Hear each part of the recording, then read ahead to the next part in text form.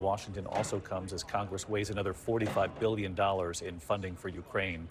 Of course, we remember that moment well in Kyiv this fall, asking Zelenskyy if the president had invited him to the U.S., would he come? He said he would with pleasure, adding, "I have a lot of things I want to say and want to do.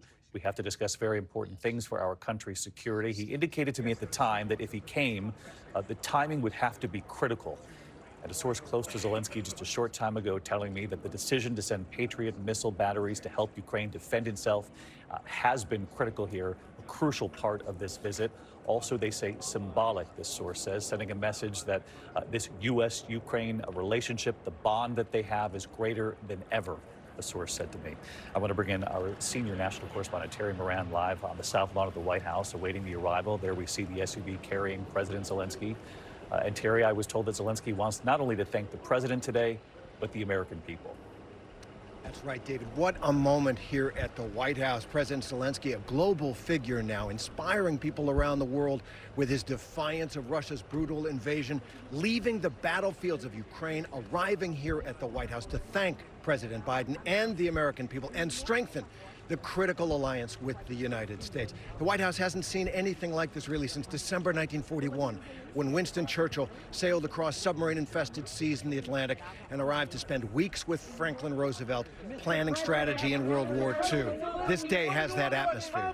Yeah, impossible to overstate the image we're looking at live right here. This is a wartime president making a visit to the U.S., and as Terry mentions, the first time that we can remember, really since Winston Churchill came to the U.S. During war, greeted, of course, moments ago by President Biden, First Lady Dr. Jill Biden. You saw the president very quickly put his arm right around him.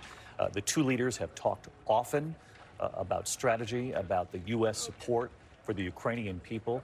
President Zelenskyy in the fall telling me that he is grateful for that American support. And we remember that key moment in the interview when he switched to English, just to make sure that the American people would hear his message loud and clear. And now he'll deliver that message in person.